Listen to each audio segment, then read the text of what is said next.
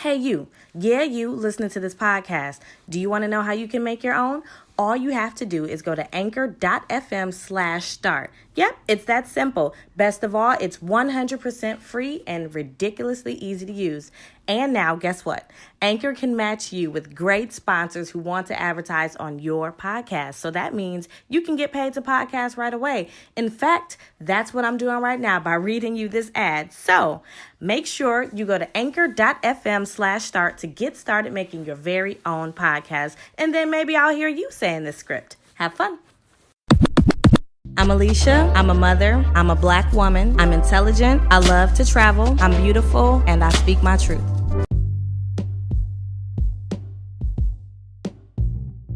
Welcome back and prepare yourselves. This is the most anticipated episode of this entire series that I'm doing for season 2. And it's what's it like dating a Gemini. So I have done a lot of research, put up with the Gemini slander, and I finally have enough content, I believe, to really make this an interesting conversation and dialogue with you all. So I'm going to dive right in. And the first thing I want to do is just set a disclaimer because I am a Gemini, but I don't speak for all Geminis. I'm going to really speak in general terms in this episode, and really from my perspective. I'm a cisgender woman. I can't really speak from the perspective of a man, so you can definitely formulate your own opinions, but I just want to put that disclaimer out there. And that leads me to the first point, where I have never really been, I knew I was a Gemini, and, I would like to wear Gemini things from time to time, but it wasn't until now that I'm realizing a lot of people are very much into astrology and, birth charts and the different traits and how we are and how we come to be and all of that stuff. But I do want to say I've met some very intense people through this kind of zodiac journey, and it's those people who really base everything solely off of what somebody is. I hear it all the time where you can hear someone just speak so definitively and just with some conviction, and it's like all Geminis do is lie and this and that. And I'm like, you dated one Gemini and now you've come to the conclusion that all Geminis are like this, or all Leos are like this, or all this. And though I try to stay away from those people, I try to stay far away from those people, because in my head, now again, this is just me, our lives are based on our experiences, and our experiences shape who we are, and most are all basic human traits. So, I've seen people argue about, they'll say like Geminis are crazy, or Scorpios are a freak in the bedroom, and then they're like, Aries too. And it's all subjective to who we are. And I think that some of these traits are definitely universal. Now, however, there are, I believe, specific traits that we can't ignore that are inherent to our birth charts and who we are. So, for example, I'm just going to dive right into a Gemini. What is a Gemini like? So if you are listening and you have me as a friend, you know that when I'm getting ready to have a conversation with you, you have to prepare yourself to have about 3 conversations in one. And our minds are, so my mind, I would say, when I'm talking about something, so let's say I'm talking about shopping, and then my mind right away, I want to focus in on what I bought. So I'm talking about a pair of shoes now and how they're brown and they cost this much. And then, so now I can start talking about how expensive things are costing. And then I'm talking about, man, the price of everything is just going up now. And I couldn't stand that. And that leads me to my next point. And then I'm back to shopping. So I go into this next store and I found the same pair of shoes for cheaper. So we're going to bring you back to our original point. You just got to hang in there. Hang in there with us. And that's tip number 1 to dating a Gemini, is that We are inquisitive. We love to talk. And I've been told before that some people can't keep up with me in a conversation. And it's not because I talk too fast or necessarily too much. It's the things we like to talk about or the things we know. So because me, myself, and I am inquisitive by nature, I am a repository of random information. I can hold a conversation about anything. I like things like history. I just love discussing things. Now, that doesn't mean that I'm going to debate you about stuff. Like, that's something that I don't like doing, like picking fights and debates. But I like to be intellectually stimulated, and a lot of people cannot keep up with me in a conversation. So if you are trying to approach a Gemini, you need to be able to know how to talk, and try to keep up with us in a conversation. So that's tip number 1. Tip number 2, we are very social butterflies, and we love connecting with people. So I would say if you're an introvert, and again, speaking in general terms here, introverts and Geminis typically don't mesh, because you can go out somewhere and like a Gemini can say they'll know everybody or say hi to a lot of different people, or they want to often plan things at the house like Friendsgiving dinners and couples nights and stuff like that. So if you aren't into that type of stuff, then I would say you don't even approach a Gemini. Me, I love hosting people, so I love doing Friendsgivings and hosting versus battles in my house. And then in my professional life, I'm an event planner. I like bringing people together. I have a mom's group that I'm a part of, and I plan events for it because I really like connecting with different people, networking, being strategic. And I was one of those kids where on my report card it's like talks too much in class. Well, look at me now. I'm a podcaster. And I, essentially get paid to talk about my opinion and talk about random things. So it comes in handy. But that's tip number 2, is we are social butterflies. So you have to let us thrive in our natural being, which is being social. Tip number 3, we need space. And even for Geminis that are married or in a committed relationship, they're enfianced, what have you, we still need our space. We are not assigned to be boxed. We do not like routine. We are not creatures of habit. We like to be free-flowing, free-spirited. So we need space away from you. So whether that's building a she shed or taking a self-care trip alone or staying in a hotel for the weekend or doing something to get away, we need that recharging energy. And it's not like we don't love you. None of that. We are definitely loyal, and I'll get to that in a minute. But we just need some extra breathing room to keep ourselves interested, because if we're around you all the time, we will get bored. Geminis like to stay kind of adventurous and like to keep things spicy and fresh. So allow us that space. And I've had a lot of trouble dating because it's like, yes, we would spend wonderful time together, like a weekend together, but it's like, okay, now I want to go home alone. I need my space. And then a lot of men would take it as rejection, and then it seems totally inadmissible to say, well, it's because I'm a Gemini. So some of those conversations I've definitely had to have, but I just can't explain it. There's no book, there's no diagnosis for me to explain, like, I just need some damn space. So if you are going to date a Gemini, understand that we need some space. We're not pulling away from you. We just need to recharge. I believe I'm on tip number 4. Yes, I am. We can multitask. We are the kings and queens of multitasking, and it can come off as being impartial, cavalier, nonchalant, and downright disrespectful and dismissive. So I can say, for me, I should say, if I'm at a restaurant with someone and I'll have my laptop, I'll have my planner, and I'll be on social media. And I always have to alert people. Now, I got really better at this, is I'm listening. I'm listening to you. I'm listening to you. Or I would prompt them by saying, do you need my undivided attention? Because even when I study or I'm writing blogs or doing anything, I'm writing the blog, I'm watching TV, and the music is on. So our brains function that way. We can focus on a lot of different things at one time. So it's natural for us to be doing 8 things at once. And it's also natural for us to explore a lot of different jobs. So I was a notorious job hopper, so I fit right in with the millennial trend of maybe dedicating 1.5 to 2 years to each job before moving on because I got bored.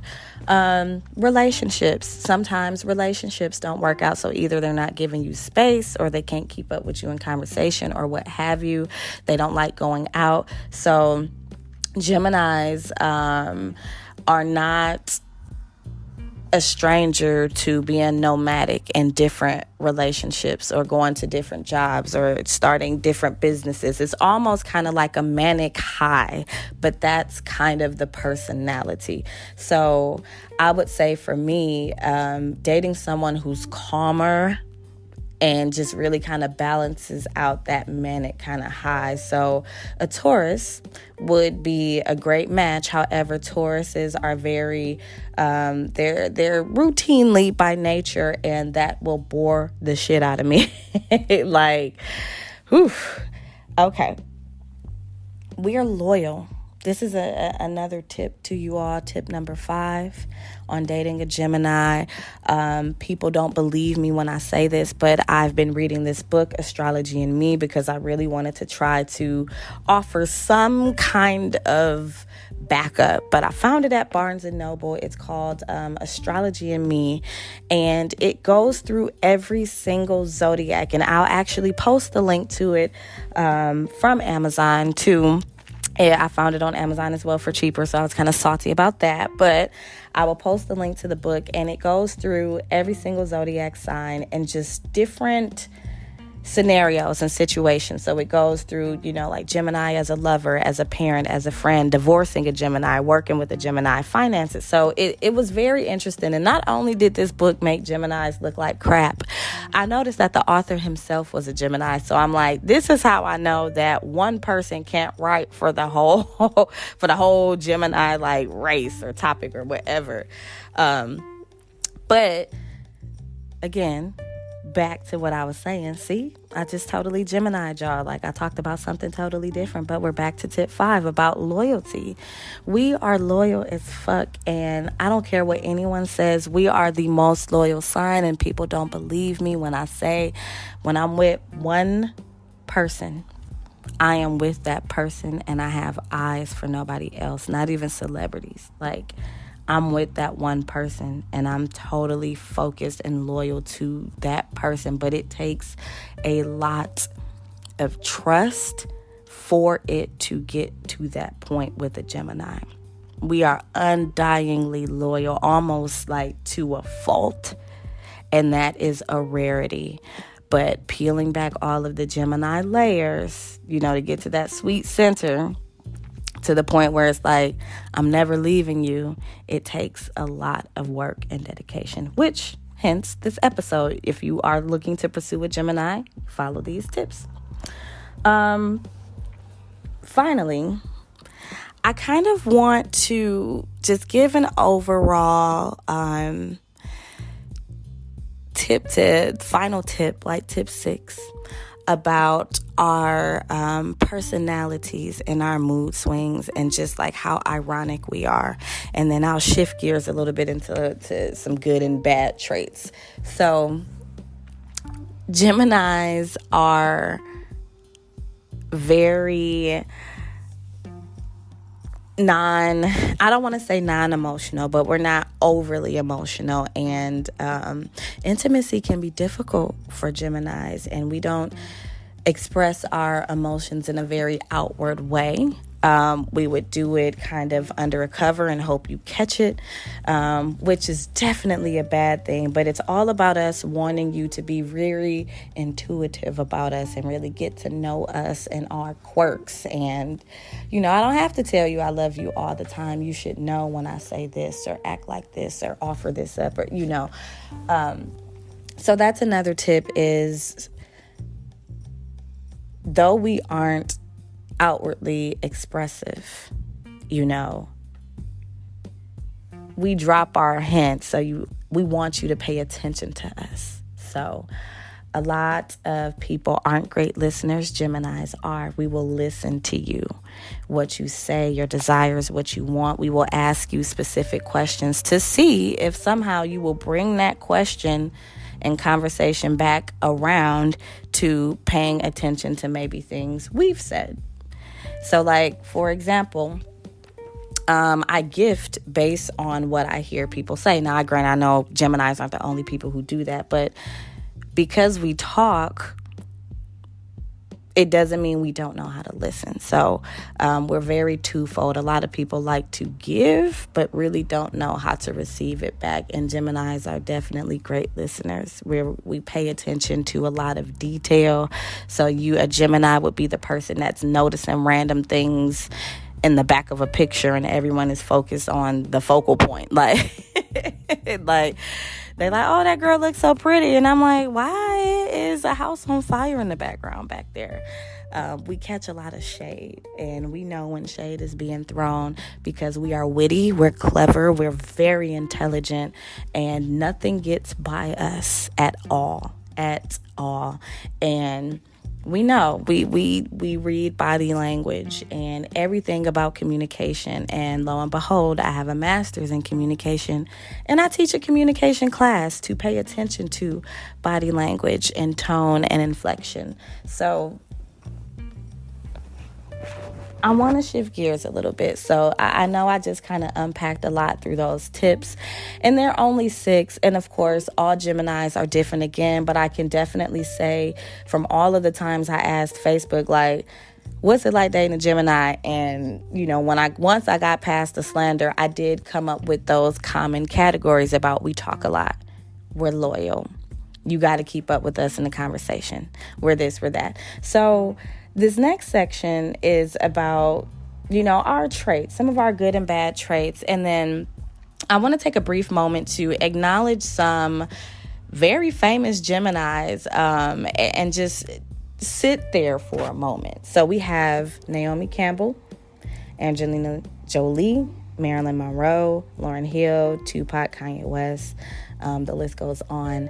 And marinating on those people for a minute, how different they are and how mysterious they may seem. So they're all Geminis in their own different ways. So Naomi Campbell, people coin her as crazy and a loose cannon and this and that. And I can say for me, when we feel an emotion, because we don't know how to handle emotions well. And when we feel one emotion, it's an extreme feeling of that emotion. So I can say for myself, there's no in between. We're usually one way all the time. I'm usually always content, happy, fine, joyful. But when I'm mad, and it takes a lot to get a Gemini mad, but when we're mad now, it ain't no turning it off now. But then now we're crazy, And then you think about Angelina Jolie. She's very different, very an enigma, very mysterious, very sexy. Marilyn Monroe is overtly sexy and just very graceful. And you have Lauryn Hill and Kanye West, Tupac, creative, different. You can't really figure them out. Kind of seem like loose cannons. They just say whatever is on their mind. Kanye West is always kind of up and down and saying things, apologizing later. We are very much so. A good thing is that we are fun, adventurous. A bad thing is we are very flighty, and we can be inconsistent, and we can be shallow and superficial and egotistical. We can be bad with money and impulsive. Like, these are a lot of bad character traits that Geminis have. in addition to like a lot of the good stuff is being loyal and being great friends and unyielding. So it's very every time, and I keep getting hung up on words here because it's like I'm always just very curious about, some of how I act, and when I read it in books. Sometimes another bad trait that we have is adopting a double standard as to where we can do something but you can't. I've done that before. I've adopted that mantra before, and I'm like, okay, that's something that's kind of inexplainable by anything other than nature, the being intimate and not being outwardly expressive. I can totally attest to that. Kind of getting bored with relationships and bad decisions, I can attest to that. And it's like, my goodness. So some of this stuff definitely is true, but even still, all Geminis are not the same. I am very much so a mix of being an extrovert and introvert. I love staying in the house, but I like being around people too. So I hope this episode was enlightening. I know there is a lot to unpack there about Geminis, and it's only a snippet. It's only a 20-minute overview of things that I can talk about for weeks and days and write essays on. But I definitely want you to chime in. Purchase the book. It is very interesting. I can say that the book makes Geminis look like the scum of the earth, but the other signs are shown in good light. So I highly recommend for you to read the book and just kind of point out how many things, that it's like, hey, I do that, or I can relate to that. And, it's inexplicable by anything else but your zodiac sign. So very interesting topic and interesting conversation. And I hope you join me for my last couple of episodes of this season. And again, if you have topics that you would like to share with me, you can always send me a message on any one of the Speak Your Truth podcast pages on Facebook or Instagram. If you know me, text me or Facebook me. But until then, this is 30 Alicia signing off.